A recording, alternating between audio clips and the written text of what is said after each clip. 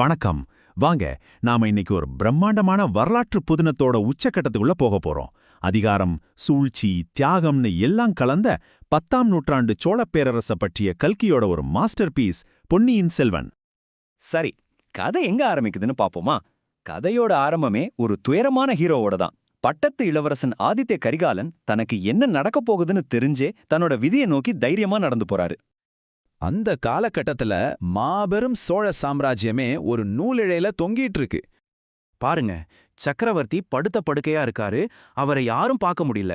அரியணை காலியா இருக்கு. இந்த கேப்ல அதிகார பசியோட இருக்கிற பழுவேட்டரையர்கள் மாதிரி ஆளுங்க ஆட்சியை பிடிக்க சதித்திட்டம் தீட்டுறாங்க. வெளிப்படையா எதிரி படைகள், உள்நாட்டு போர்னு ஒரே குழப்பம். அடுத்தது யாருங்கிற கேள்விக்கு பதில் இல்லாம ராஜ்யமே தத்தளிக்குது. இந்த மொத்த புயலோட மையப்புள்ளியா 5 பேர் இருக்காங்க. இவங்களோட ஒவ்வொரு அசைவும் தான் சோழ சாம்ராஜ்யத்தோட எதிர்காலத்தையே தீர்மானிக்க போகுது. முதல்ல நம்ம பட்டத்து இளவரசன் ஆதித்த கரிகாலன் போர்க்களத்துல புலி. ஆனா அவரோட மனசுக்குள்ள ஒரு தீராந்த வலி. தன்னோட கடந்த காலத்தை, அதாவது நந்தினிய நேருக்கு நேர் சந்திக்கணுங்கிறது தான் அவரோட ஒரே இலட்சியம். ஆனா அவரோட கோபமும் எதிரிகளோட சதியும் தான் அவருக்கு பெரிய தடையா நிக்குது. அதனால எது வந்தாலும் பரவாயில்லன்னு கடம்பூர் கோட்டைக்கு கிளம்புறாரு. அடுத்து அவரோட தம்பி அருள்மொழிவர்மன், மக்களுக்கு ரொம்பவே பிடிச்ச பொன்னியின் செல்வன். அவரோட நோக்கம் ரொம்ப சிம்பிள். தான் மேல சுமத்தப்பட்ட தேச துரோக பழியை தொடச்சிட்டு குடும்பத்தை காப்பாத்தணும். ஆனா இலங்கையை ஆள ஆசைப்படுறாருன்னு ஒரு பொய்யான குற்றச்சாட்டு அவர் மேல விழுது. அதனால தான் அக்கா குந்தவைங்கிட்ட இருந்து ஒரு நல்ல செய்தி வர்ற வரைக்கும் நாகப்பட்டினத்துல பொறுமையா காத்திருக்கார்.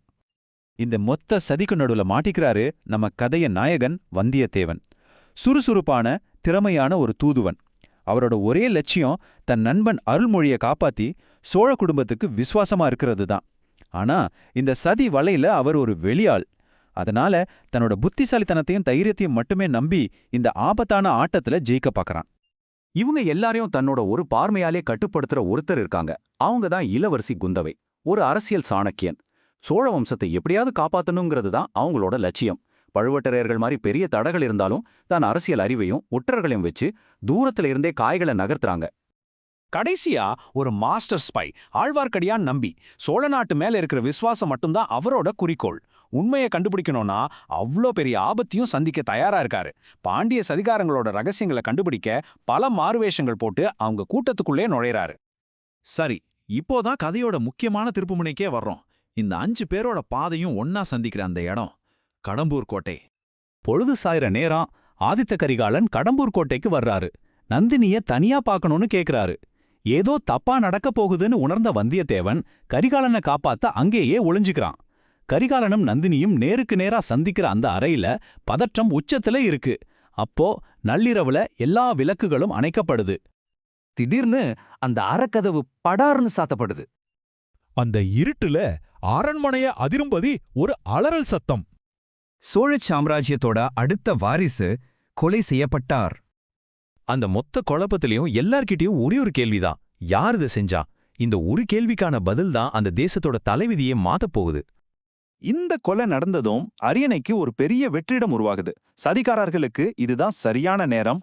பழிய அடுத்தவங்க மேல தூக்கி போட ரெடி ஆயிட்டாங்க. இங்க ஒரு முக்கியமான விஷயத்த நாம கவனிக்கணும். வெளியில பாக்கறதுக்கு அந்த இடத்துல இருந்த வந்தியத்தேவன் தான் குற்றவாளின்னு சொல்றாங்க. ஆனா உள்ளக்குள்ள ஒரு பயங்கரமான வதந்தி பரவுது. அதாவது அரியணையை கைப்பற்ற அருள்மொழியும் குந்தவையும் தான் இந்த கொலைய செஞ்சாங்கன்னு ஒரு சதி நடக்குது. நாடு இப்போ உள்நாட்டு போர்வர் நிலைமையில இருக்கு. இந்த நேரத்துல எல்லா மக்களோட பார்வையும் ஒரே ஒருத்தர் மேல திரும்புது. அவங்க முழுசா நம்புற அந்த ஒரு நபர் அருள்மொழிவர்மன். சரி, இப்போ களம் தயாராயிடுச்சு. குறுநில மன்னர்கள், தளபதிகள், மக்கள்னு எல்லோரும் ஒன்னா கூடி அருள்மொழியத்தான் அடுத்த பேரரசரா வரணும்னு ஒரு மனதா முடிவு செய்றாங்க. கிரீடமும் அவருக்கு முன்னால வைக்கப்படுது. ஆனா அங்கதான் ஒரு பெரிய ட்விஸ்ட்.